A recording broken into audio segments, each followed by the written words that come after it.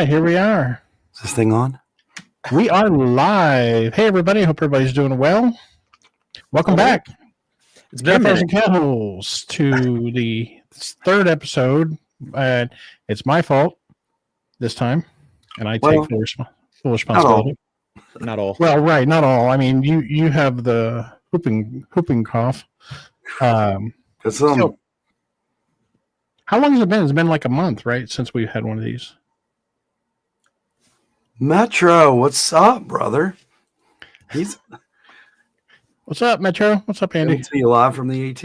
Yes, it's been a month, Chris. Sorry, I saw Metro. I was like, dang. So we have had a couple of. So Brian has been very sick. Yes, still have my voice back, as you can tell. Yeah, and and life and work have been kicking my butt. So we've had a couple of instances where we were going to have one. I even set one up, and then we didn't. Jeremy has been patient throughout all of this.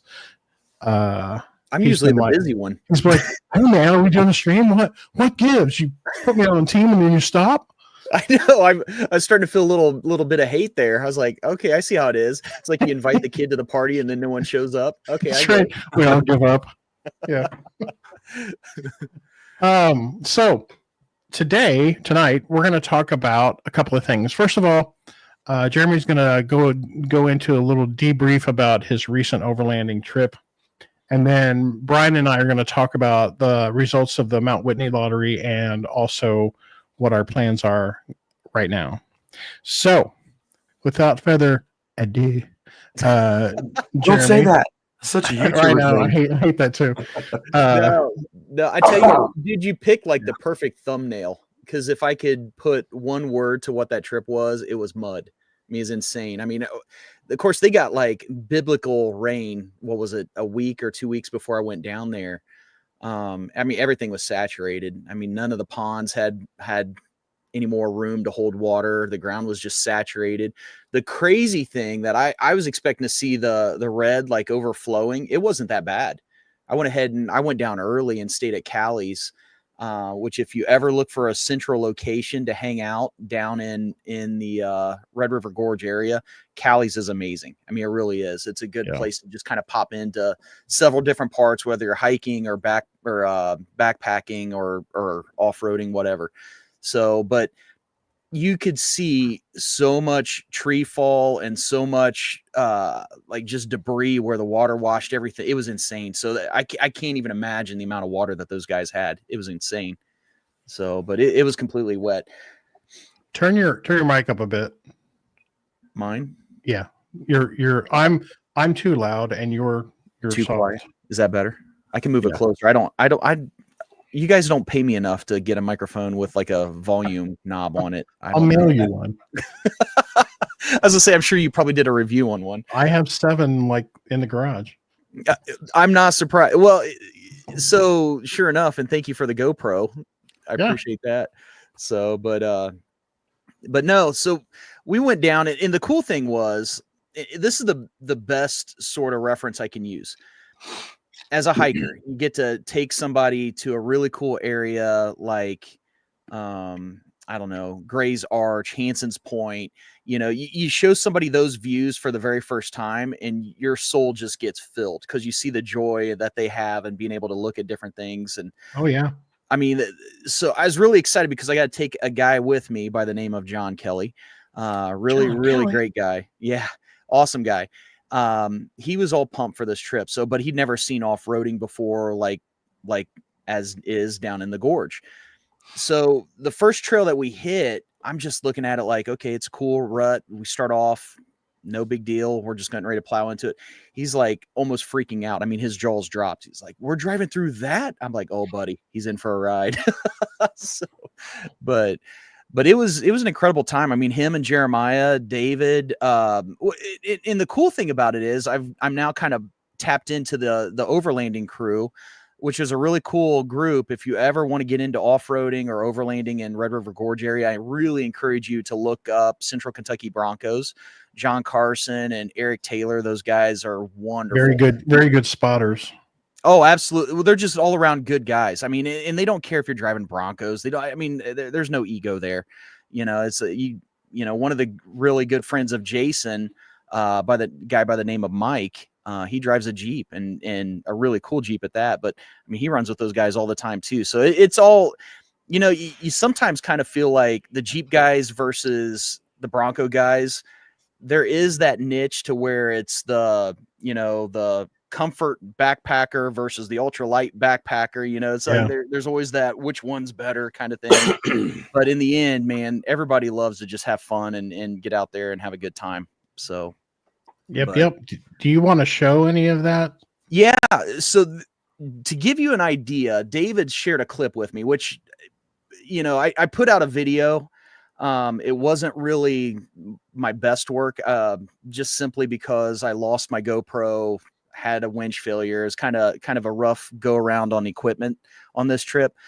Luckily, I had my dash camera that recorded some really cool shots, so I was able to use that. But David shared some footage with me of me trying to back out and do a recovery. Is that the first video, or is it which one is it? That middle one there. Yeah. Okay. So this gives you a little bit of an idea of the soup that the entire trail was the whole time. I mean, it just David's laugh. Man, your tires are just filled, man. Yeah, that looks like a baby's diaper. It's pretty bad. And what I was trying to do was trying to navigate by turning around, because Mitch was trying to make it up a chute. Having to go back and going to go do some winching, it looks like, for somebody. But Mitch didn't make it up that chute. He didn't have lockers, but man, that guy did a really good job trying to get through some territory. I mean, he did awesome. But I end up turning around that big old soup bowl, and it's like, next thing you know, I just created a little bit of a wash, and I was literally stuck in that little area. It was insane. But the other crazy thing, that first video, the one to the left, if you play it, I mean, there's the section to where the bridge was gone. Like there was no way to get across the river. Or the creek. So in overlanding, what you do is, you find a way. So instead of going up the washed out bridge, you just go through it. You dive into the creek and just decide to drive right up the bank. Dude. So yeah, it was a good time. At least it cleaned your tires. Yeah. Well, that wasn't even my Bronco. That was another guy's Bronco. That was a Badlands edition. Or no, I'm sorry, that was a first edition. So the top of the line. But all those guys are just great guys. But I told John, I was like, if there's any one trip that you could have ever went on that, I mean, usually I think the first one we did like one tree removal, Chris, over at Land Between the Lakes. And we did a recovery where we sunk the Bronco. But I mean, you get into where you're doing like recovery, you're cutting trees. I mean, there were so many logs that we had to cut up. I mean, just in branches just to open the trail back up. It's like you're doing maintenance.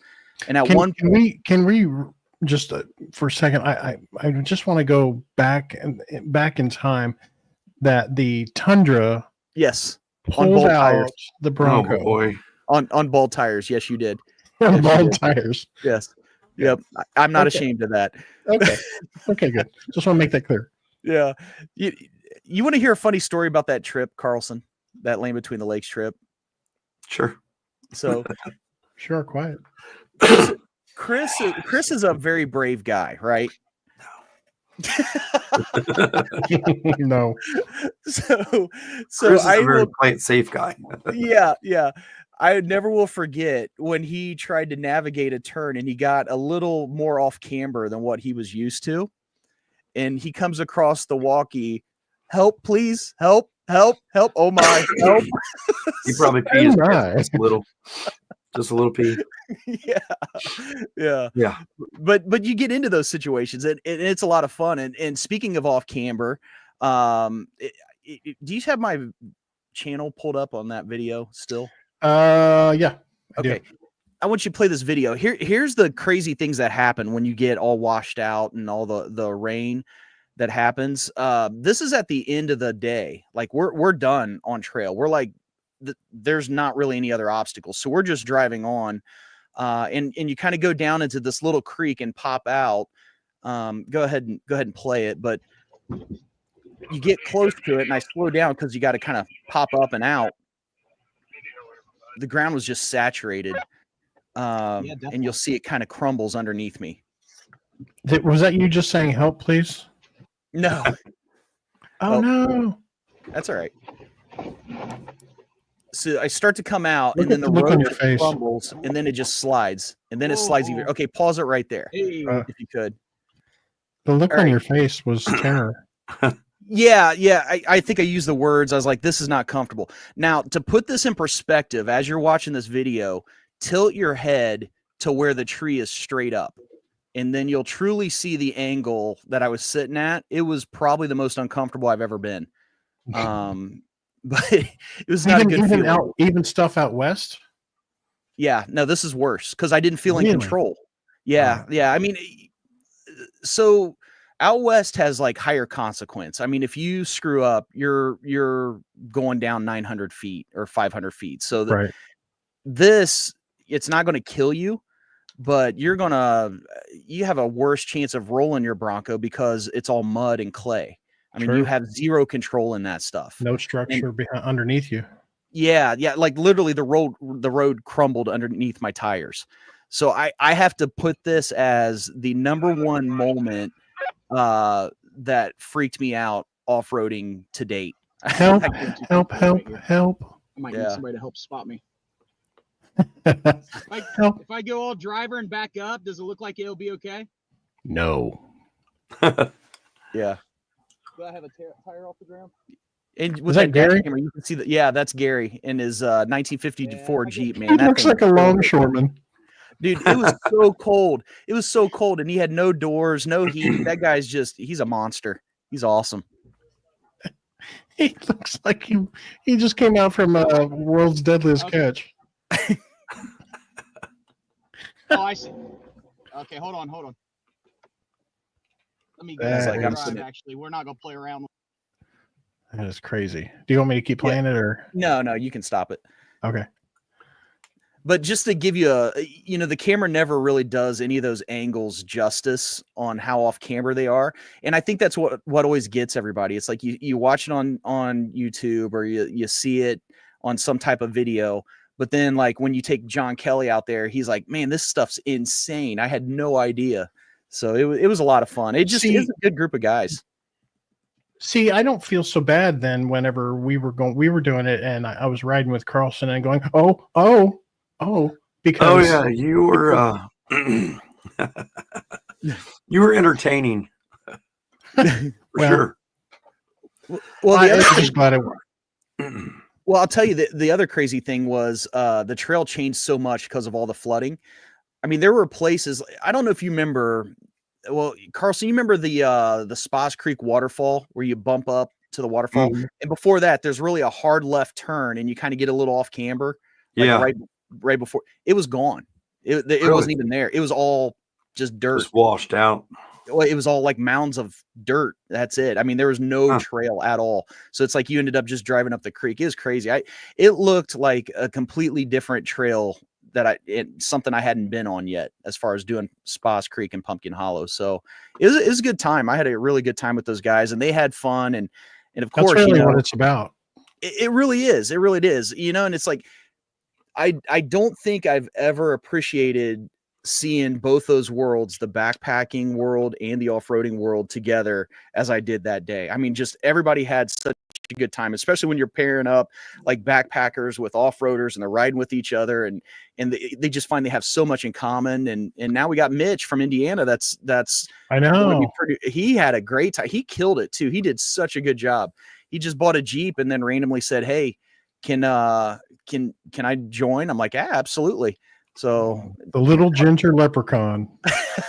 Derwin didn't make it though, man. I would have loved Derwin off the rails if he made it. But he didn't make it. So we'll have to get him in on one.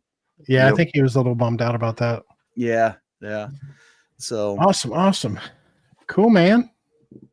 But hey, what about your permit deal? So what's the deal? Great with this? Segue. Great. Yeah. Segue. Yeah. Great. Well, let's talk about the permit. Okay. So we've made like 4 videos and a couple of live streams on this. So it's ridiculous. Tell us about it, Chris. Let me tell you about it. So oddly enough, we did not get a permit for Mount Whitney. I know, right? Mm-hmm. I really thought we would on our first try. So, we instantly put in our backup plan. We are still doing a big trip. So, basically Carlson and I decided that we're going to do the same trip that Andy Parrish and Crow and all them did. Silverton to Durango.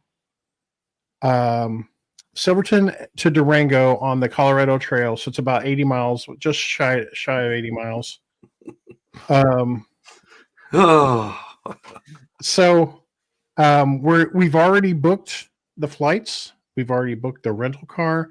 I've already spent an ungodly amount of money on new gear for this trip. And Carlson is working through the daily itinerary. We're taking longer so that we can not have to have big miles. So, like, as far as the itinerary, I mean, we're giving ourselves a ton of time to really, like, I mean, averaging like 10 miles a day. That's kind of the plan. I mean, we may do more than that if, we have an easier section, or if it's a harder section, we just like, that's the goal. I mean, it's not going to be easy. That's not a bad thing though. Cause I mean, now you're going to enjoy where you're at. I mean, it's like, okay, come on. Let's say you guys get there early and you spend an extra 2 hours in camp. I mean, come on. Is that a bad thing? I mean, that's like some killer views you get to enjoy and soak in.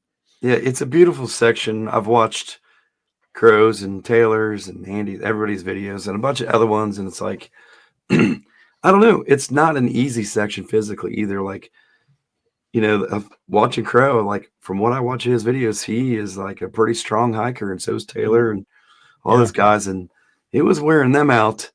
We definitely plan on training for it, but we have no rush. We have the time. So if we get done a day early or we take all 8 days, it is what it is. It's just, we're just going to enjoy it. I'm going to show on all trails here. I'm going to show the first section and kind of talk about where we're going to start. So we are starting down here, right? No, we're starting up here. Your map, Yeah, there you go. So the we're going to do part of section 24, and this doesn't really have great labels on it. So we're going to do part of section 24, and then 25, 26, 27, 28. Is that the elevation profile below it? Yeah. Yeah. So we're starting at 8,500, I believe. No, you're starting on the other end, I think. Well, yeah. It is like 8,500, and then where we get off the train, and we're getting ahead of ourselves. But where we're going to get on trail, at Elk Creek, across the Animas River, you're at like 8,500 something feet, and then we're gonna hike. It's almost 6 miles to Molus Lake, and that's a little over 10,000. I think it's like 1,800 feet right off the bat. Yeah, I'm trying to find. Well, and it's a different type of 1,800 feet too, because you're already up there. The air's already thinner. I mean, that wears on you. That's what I figure is like our first day on trail, 5-6 miles, and then chill. Because I mean, we're not probably going to get on trail till noonish, anyways. Yeah, because we're driving from Denver, so. Well, we're going to drive from Denver on the day before we start the trail. Yeah. So let me ask you. We're going to stay in Durango, and that's like 6,000 feet. So we'll kind of acclimate that day. And then the next day, we're going to go and hike from 85 up to 10, 5 miles, taking it easy, taking it slow. Sure. And this is where we're starting down here, because that's Molus Lake. Yeah. No, we're not starting there. We're starting back north. You're at the very southern end. I thought, okay. Sorry. I thought we were starting. So keep going. Find where it crosses the river. Right there. Go back. Right here? Yeah. See the river? Oh, yeah. This is where we're river. starting, right here. Yeah, you should be able to see the bridge where it crosses the river. Yep, right there. Where you're nice. Okay. right there is where we're going to get off the train and cross. So basically, we're copying almost to the T what Andy and those guys did. So they went to Durango, and you can take a train that goes between Durango and Silverton. We're going to hop on the train, ride the train all the way up to this spot, and then you hop off and you hike back. Switchbacks. Yeah, I mean, we're totally copying this trail off them. I'm not going to try. This was my idea. We saw this and thought this would be a great backup plan if we didn't get Whitney permits. Why not? You know what I mean? I'm like, well, no, I'm not copying you. Absolutely 100%. Like, what an awesome way to start your trail or your trip is to hop on a train through the really San Juan Mountains and hop off and have to hike back. Like, that's epic. So let me ask you guys. You guys are primarily like hammock campers. I mean, are you doing hammocks for this one, or what's the gear? No, tent. Okay, that's smart. I bought today, by the way. I bought a Durston X Mid Pro 2P Plus. And get ready, because next year it will be in the spring meetup raffle. No. I will live in this thing when I go bankrupt. So how much does that one weigh? Is that 19.2 pounds? And I got the Dyneema floor, and it's not cheap. I mean, it's more expensive than my duplex was. Okay. So, and what do you use, Brian? I remember you having something. I've got the Gossamer gear, the 2, and I don't know. I mean, I've been looking at the Durston X Mid 1 or the X Dome 1 Plus. Okay. Because, trekking pole tents, you're going to be lighter. Sure. But I always bring my trekking poles. And if you've ever hiked with me, my trekking poles 50% of the time are in my pack anyways. I use them about 50%. Yeah. So the X Dome, the 1 Plus, comes in at like 35 ounces. So just over 2 pounds. But that's with the carbon poles.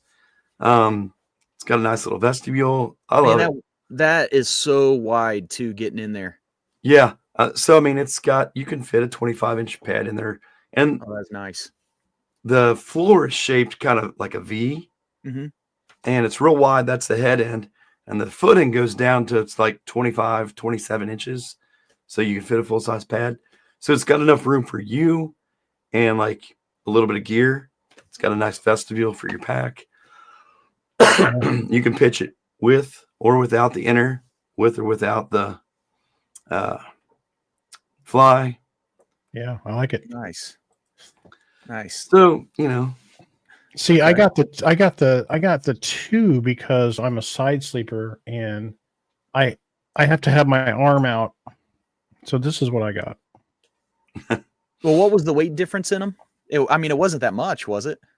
His right is at 2 a pound. pounds. Mine's like a pound heavier than his. Okay. Yeah, this is. But 19. What's your trekking poles weigh? They're carbon fiber. So they don't weigh anything. But I may not even use it for that. I got the poles that go with this. I know. Tony, did you see Tony's comments? Tony and DMS. Real funny, guys. I got damaged my vocal cords from being sick. You're gonna make fun of me? I thought you guys were my friends. Oh, 6-bit audio. 6-bit yeah. audio. DMS. That's awesome. That's good, man. I like it. Keep it up. That's great. So, okay, so what size packs are you guys running then? So because how long are you going to be out there then? I mean, that's 8 to 9, 8 days. 8 days total. Yeah. Like that's the max. 8 days. Okay, so then are you looking at 50-liter pack plus, or I bought a new arc haul. So I'm doing 60 liters, and he's doing what, 30? 40 liter light AF. My guy. That's right. Because I'm gonna have the bear can, my BV 500 I ordered. I'm gonna have that on top. I'm gonna have all kinds of room in there. So I used the 450, and I used it. What was I out? It was the Wind River Range. No. I used a bear bag. Where did I use? New York. I used a bear canister, and I had a 450, and then I ended up buying a smaller canister. I can't remember. It was the black one that you used the coin to open it. I can't remember what it was called. Peterson keeps his chicken legs in there. He's got one that keeps chicken legs in. Does he really? Ask him. But I found that you can fit tons more food in those if you just like whatever dehydrated your meal that you're using, scrap the pack. Get rid of the pack. Chris? What's that? That's exactly what I told him today. He was telling me that earlier today. Yep. You can fit twice as much food and use like just the freezer bags, put in that, right on them what cups and all that stuff, and you can fit tons of food in those things. Well, I'm gonna make a cozy, or I'll buy one. I'll make a cozy for that. I did the same thing in the Smokies last year. Yeah, just put everything in a smaller freezer bag. How much water? Zip it up, and I got one little cozy that's throw it in there every night when it's cooking, and good to go. Yeah, that's awesome. Now that's some backpacker knowledge. Now, see, Jeremy, look, Michael Peterson give me a thumbs up. He knows. Well, yeah, and then he's like, "Hey, also, you should eat little baby cakes every day." Yeah, because you need calories. Yeah, even though you're going to get diabetes on the trail, but you diabetes. Now, what's the water situation like there too? I'm assuming you're running around a river most of the time. I mean, usually in those water areas. Pretty much everywhere, except for there's one section that could be anywhere from like 15 to 20 miles. Yeah, where it's dry. We'll have to camel. There's a place called Deer Creek, and it's kind of seasonal. And even when it's running, it takes a while to get water. So I'm gonna plan for a 20-mile dry stretch. Okay, and then maybe if we get it at Deer Creek, it's a score. So. I mean, or we both die of dehydration on the trail. yeah. Or there was going to be some great footage of you two scrapping over the last bit of water. I mean, that might be entertaining also. Yeah. But no, I've been looking along. I mean, there's on most of the sections, there's like little creeks or runoffs coming down the mountain, so you can. But it's just that one section. And what those guys did is they just cameled up. They had like a 2-liter CNOC and a 3-liter CNOC, and they just cameled up and were able to make it through it. So I'm hoping we can. Yeah. I think we can. I don't think we're gonna have much problem. What do you guys use for water filters? Be Free. Sawyer, because Be Free sucks. I use the Be Free too. I'm right with you. I mean, its longevity is awful. Like, I mean, I think everybody knows that, but I mean, for me, who's the weekend warrior who, well, I don't even really hike that much hardly anymore, but if I'm going out for 2 or 3 days, I'd $20, give me a new element. I'm good to go. If I had to backwash it, I can. It's just not recommended, but yeah, it's just that flow is killer. I'll tell you, I really like the Platypus Quick Draw. Yeah, I've had 2 of them now. I get home and try to let them open, and so they breathe, and so they air dry and everything. Yeah. And I've gone back like 2 months later. All right, time to go on a trip, and I grab it, and it's just full of mold. Like they've been black mold in them. Yeah. Even if you leave the cap off? Huh? Even if you leave the cap off? Cap off one end and the cap open on the other end, laying on a shelf here in a little gear room.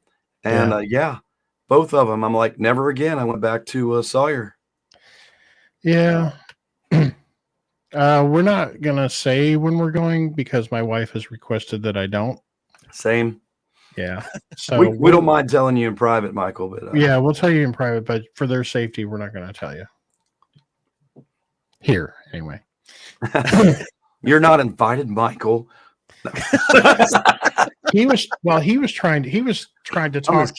He was trying to talk us into going to, I mean, in the same area, but Winemuck, or I can't ever say it, that area with the 314ers. He's like, why don't we do that?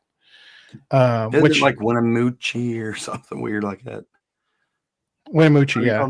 Yeah, Winnemucci or something. I wouldn't mind because that section is beautiful too. That wilderness section is beautiful, but we're already committed. And so 80 miles, and you know me, dude, I don't like long hikes at all because I got a little bit of a weight problem. I'm telling you, that's the biggest thing with me is like, I'm really shocked when you said, hey, we need to have a backup plan in case we don't get our permit. And at first I threw out the Foothills Trail. I was like, I've been wanting to do that. Let's do that. It's 75 miles. We'll take a week. It's got some tough sections, but it's not ridiculous. yeah.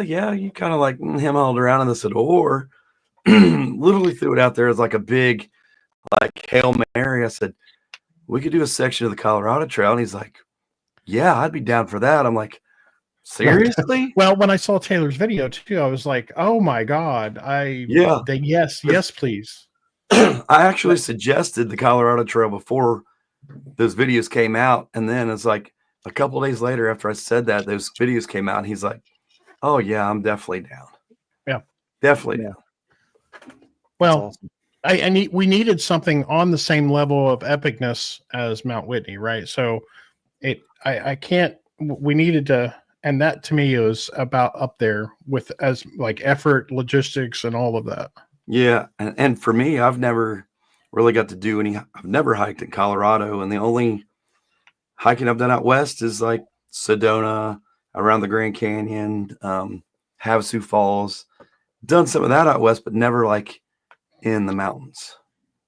So your guys' packs are like completely different, right? I'm assuming. Well, like one's a 30 and one's going to be like what'd you say, a 60? 60, yeah. I almost got the 62. So what would you say would be the biggest differences in your guys' packs? If you laid them all out, what's going to be the big difference between 30 liters and 60 liters? Because I'm on Brian.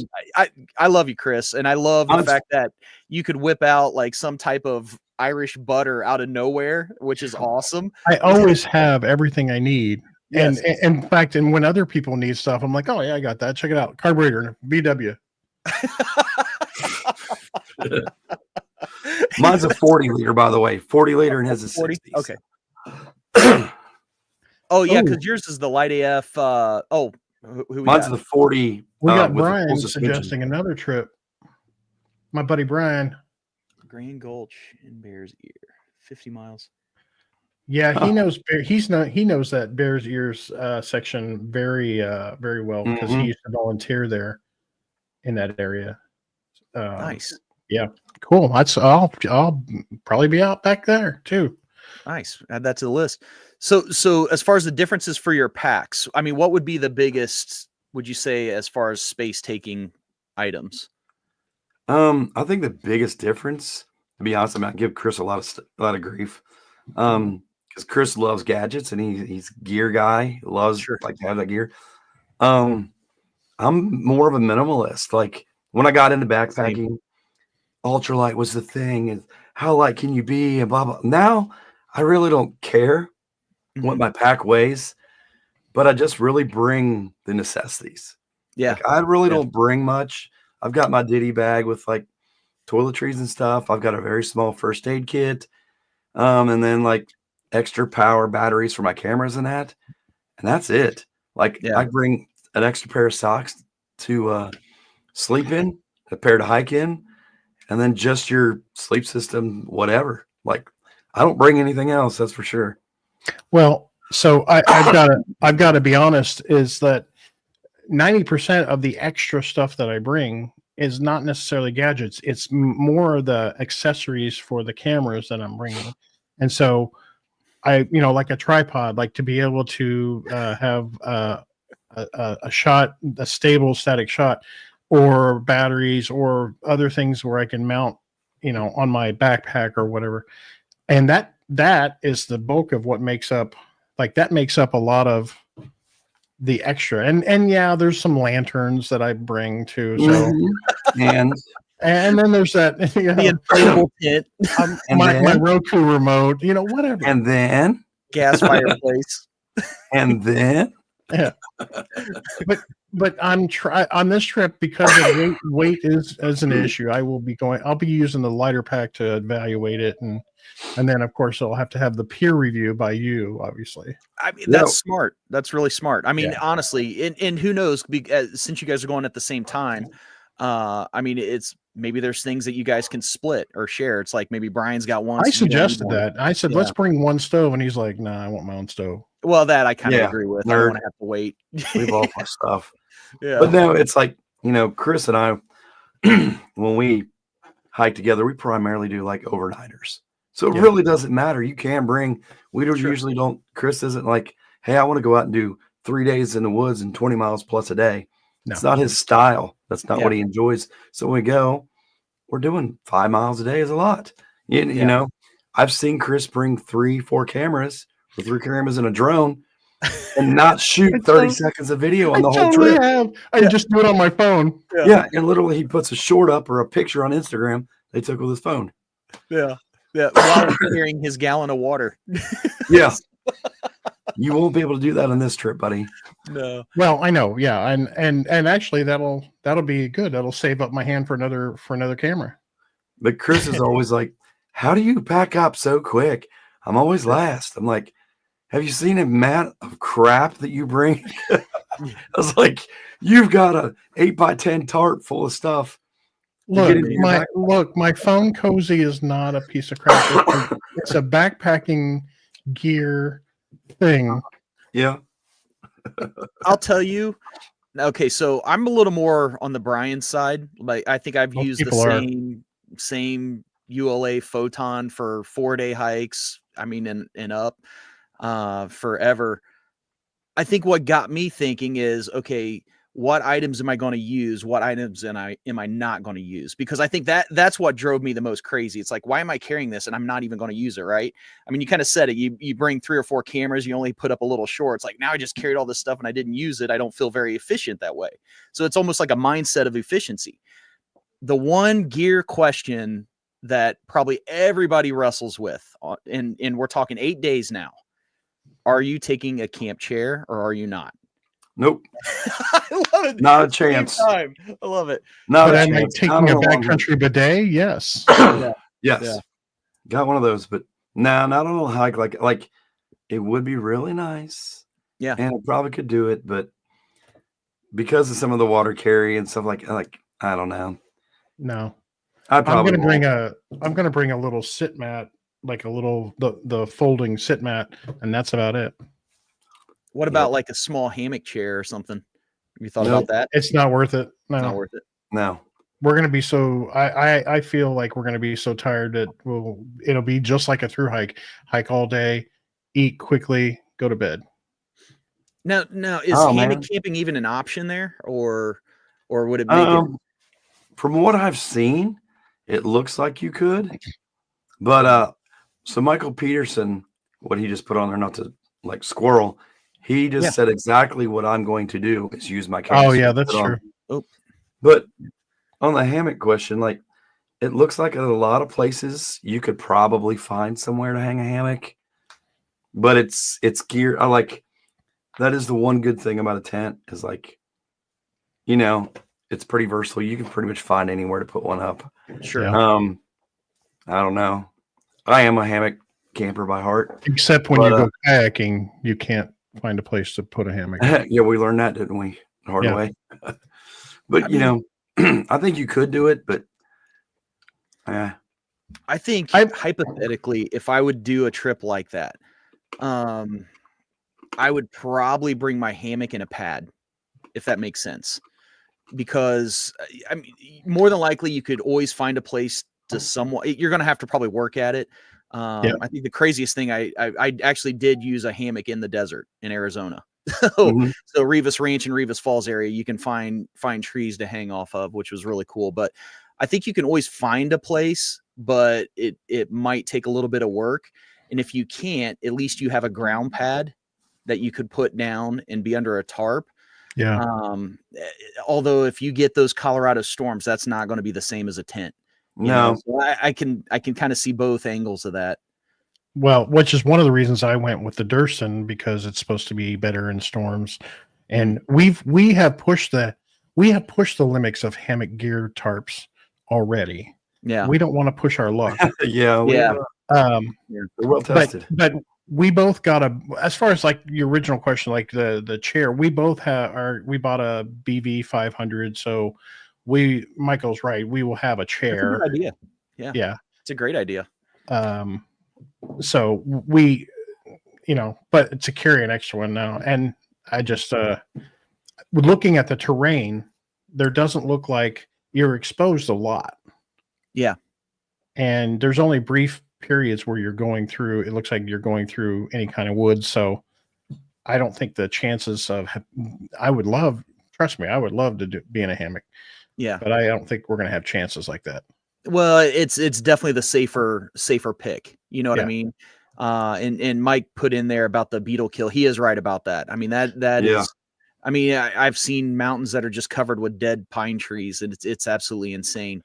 Ooh, this brings up another point though, because let me zoom in close so I can make my point. Because when we're talking about are we gonna have any campfires? Are we going to bring saws? So we're gonna be fireless. No, I would carry my chair before I carried a saw. Well, that's why I wanted to bring that up. Yeah, put out your lantern. Not a chance. Did you take one on the AT? No, hell no. Okay, you don't have to yell at me. Why the hell would wait, you do that? You're not yelling. I'm not. I'm just trying to talk. Hell no. I haven't ever seen anybody with a chair on the AT. Well, no, I know you didn't take a chair, but did you take a saw? No. No. When I do solo trips, 99.9% of the time, I don't even do a fire. He's yelled at you softly now twice for Yeah. that question. Like, no. I only own a saw because when I go camping with others, they like fires. Yeah. And I feel like I should contribute because I'm going to sit around it, so I will saw wood. But if it's me, I'm lazy. I don't care about a fire. When the sun goes down, I go to bed.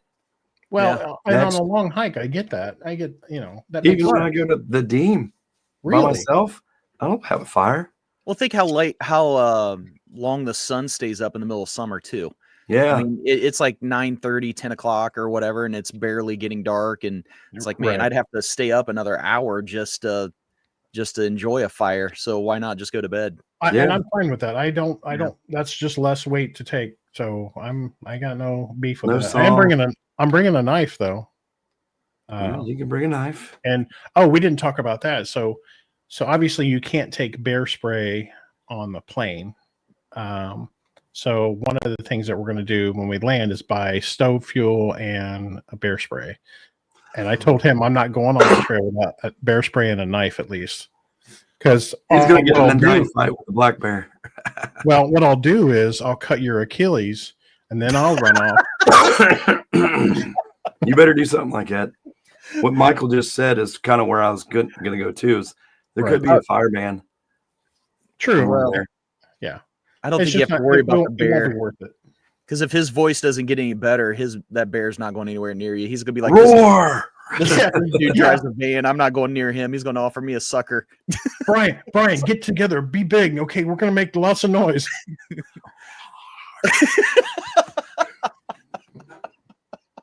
The bear eats us both. He can't reach any volume. I can't even warn you. Chris, there's a bear. Oh, hopefully my voice will be better by then. I mean, yeah, it's getting there.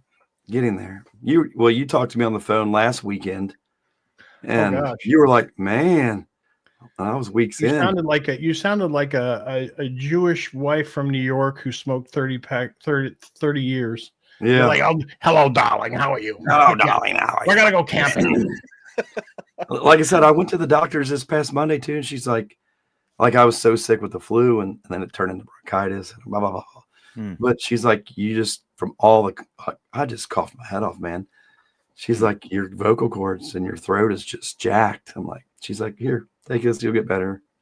So here we are. I had one time when I was younger, I had a voice like that, like I got sick, and my grandfather, being the pinnacle of empathy, I would tell him, I said, yeah, I don't feel so good. And his response was, quit drinking out of cans on the side of the road. What? That's the empathy that you can muster. I've had this happen before, but it's been years. I was way younger. So what do you do, man? You get through it. Yeah. Well, I'm excited about this trip though. I'm excited to see it. You need to, like, if you're going to be out there, you need to meet us at a road crossing or something. Well, I think there is. Is it East Ballum or something pass. There is That's a Yeah, road, there's a on. Ballum past South Ballum or something like that, maybe. something like that. Yeah, Yeah. there is a road that is a stretch of it. I think you could see it on the map that you had, but that would be fun. I'm trying to talk Keith and Gary into being at the end when to bring us an ale 8 or something. Oh, now that would be epic. Wouldn't that be awesome? Well, I was gonna say so we'll talk more off air. If I'm heading that way, maybe I can meet you guys in the middle and bring you guys a steak or something. Now the cooler, Absolutely. Dude, if you brought an I ale think the 8, road's only like a level 4. It's not anything crazy. Mm-mm. Probably pretty Yeah. easy to get through. Oh, I would say too, like, I plan to train, and so does Chris, to make sure we're in great shape to do this trail. Yeah. I think that's a responsible thing to do too. But if anybody's got any tips, like how to avoid like altitude sickness, how to prepare for it, stuff like that. I've never hiked at high elevation, so I have. I want to Well, make sure that, Jeremy and I I'm have. prepared. I'm not getting out there and getting sick and everything. And, more than just supplements, I guess, diet, whatever. Well, don't Obviously, do what the I do Jeremy doesn't way. work. I was gonna Yeah, say, don't- don't listen to me. Don't Well, listen to him. Actually, any good tips that would help us just be safe and enjoy it at high altitude?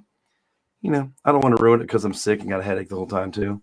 Get more than 3 hours sleep in 3 days. That's my biggest. Yeah. dude, I honestly think it's unavoidable that first day, a day and a half to 2 days, we're going to be miserable. Mhm. Water, ibuprofen, obviously, ginkgo. I've heard that, and all of those supplements. I watched Crow's gear video, and he suggested these pills called Altitude RX. Yeah, A lot of minerals and stuff that are supposed to help you. And then he also suggested, actually, I least it on my desk, they're altitude sickness patches. Interesting. And I was reading it. It's kind of weird. It says supports rapid acclimation and fight system. So it's sort of like a Dramamine patch for seasickness. yeah, Except for they say to put one behind your ear. Yeah. And then to put one right above your belly button. that's just weird, but okay. That's kind of odd. But it said it lasts for 72 hours. Someone's just writing that in the directions. Like, let's see if they actually do this. Let's mess with these people. I got you, Philip, with the cardio. Yeah, Cardio, leg strength, core strength. Yeah. We might be doing some trips down to Washington Jackson Park or State Park to do the big hill out there. Yep. And also maybe a little bit on the KT to get. I told you I got a good trail at Versailles too. Yeah. One day have you just come down here and ride down with me, and I got a pretty good trail down there. I like to hike. Yeah. Cool. Yeah, that's Well, that's really all I have on the That's docket, and I can't vamp for another 12 minutes. Oh,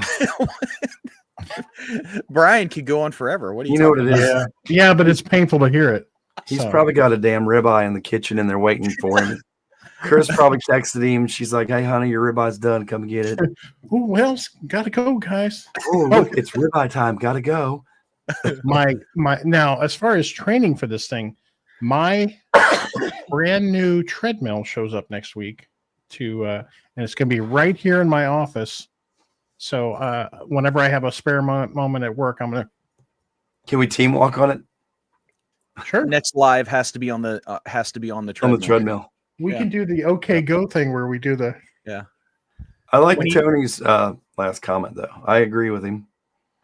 really. I've always had good luck with suppositories. So. They taste funny. Well, you're not supposed to. They taste funny. Especially if they're partially used. That's right. That's right. Why'd this change color? Gross. Too funny. That's a great way to end the show, isn't it? That is. That really is. So, oh my goodness. Okay, well, thank you, everybody. What's the dates for the meetup, Jeremy?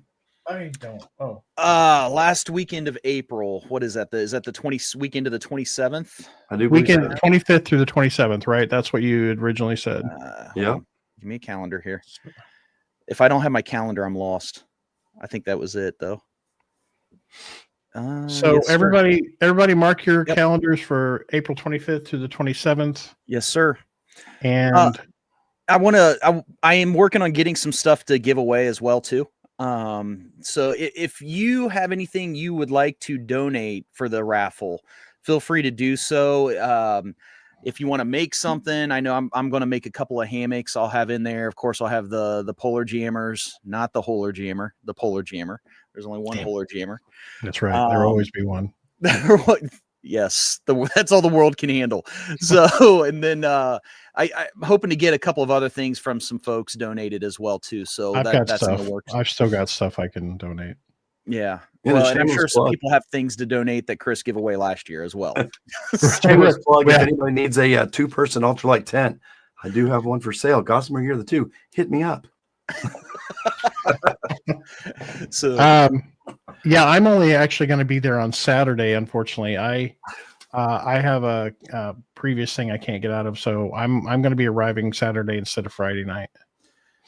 Loser. So, I will have a competition for Brian and Chris that they don't know about yet. So there will be something. I promise that. So there will be good entertainment on Saturday. We're having the carry-in on Saturday, so we'll have chili dogs then. And then plus whatever everybody else. That was awesome last time. I mean, everybody brought so much stuff. It was there insane. was so much food. Oh Yeah. my gosh. Yeah. Yeah, it was crazy. What did we call it? We called that a potluck, didn't we? I hate that word. Mukbang. I know that's why I said it. Yeah, no, mukbang is only if you record yourself eating. Mukbang. Yeah. Oh no. But also one other caveat too. The theme is old fashioned. Okay. So something has to be old fashioned with whatever you're doing that weekend. Okay. I don't care whether it's sleeping under a canopy that's from 1850 or what. I know you're probably gonna bring your RV. I get it. How am I going to make an inflatable tent old fashioned? But or maybe it's a walking. Whatever it is, whatever you choose to be, just pick one thing. I'm just going to bring one doily and put it down. There you go, crochet. I'm going to bring my muzzle loader. That's possible. I mean, that works. Yeah. So, I got an old sod hammer. I mean, that little thing right there, that thing is older than the hills. There you go. I bet it still shoots true though. Oh yeah. Yeah, it's a little 410. It actually was my dad's when he was a boy. So yeah, nice. It's been around forever. I like that over under. So you want to hear the funny story about that? Do I? I got that one free. What? Yeah. So I had a buddy that was selling raffle tickets for this bowling tournament that they're raising money for, and they're giving away 3 guns. And of course, if you do something like that, you get the gun. You have to go to the store and then have the background check. Then you get it, but it's prepaid basically. So don't arrest me, ATF. But when he was selling raffle tickets, they were like $10 or something like that. So I guess technically not free. But he goes, "Hey, do you want to buy a raffle ticket?" And I was like, "Yeah, I'll buy one. Why not? If it helps you, whatever." He goes, "Well, you want to buy more than one?" He goes, "No." Or I said, "No. Why would I want to do that?" He goes, "Well, a lot of people are buying like 5 and 6 because there's some really good guns they're giving away." And I said, "You know what? If the good Lord wants me to win, I'll win with 1 versus 10. And I got it. What make is that? It's 12 Benelli? gauge. No, like what brand? Oh gosh, make me get up. I forget. This is gonna get us banned. It's literally been up here since I got it. We're gonna get banned. Stevens? No. Is it a Benelli M4? Stagger on? No. Should be on the left side. Yeah, Stagger Condor. I've never heard of it before. I haven't heard of that. Yeah. That's why it was raffled. Yeah. It's brand new. So Yeah. They're like, let's find some sucker to give this away. Bob's Gun Makers. I take it. I did shoot it. There was a video I used it and did like a funny intro with it. I think it was when I was making the quilt and actually the bear bag. I think I did a bear bag video that was pretty funny where I shot the bear bag out of the tree with it. So it's been shot twice. Hey, Rod. Welcome, buddy. We're getting ready on the show. Welcome. Not because you're Stoger. Yeah, that's it. That's what it is. Stoger. Yeah, there you go. right. Well, hey, thank For you that. guys, and thank you everybody in the chat. And listen, we're not going to promise that we're going to be on a schedule, but we're going to try. And like I said, if you guys, anybody looking for a good tent, man, I got a good Gossamer Gear the 2. Hit me up. For sale today. No, really. But remember to get out there and explore and leave it better than you found it. And later. I'm out of here. I'm out.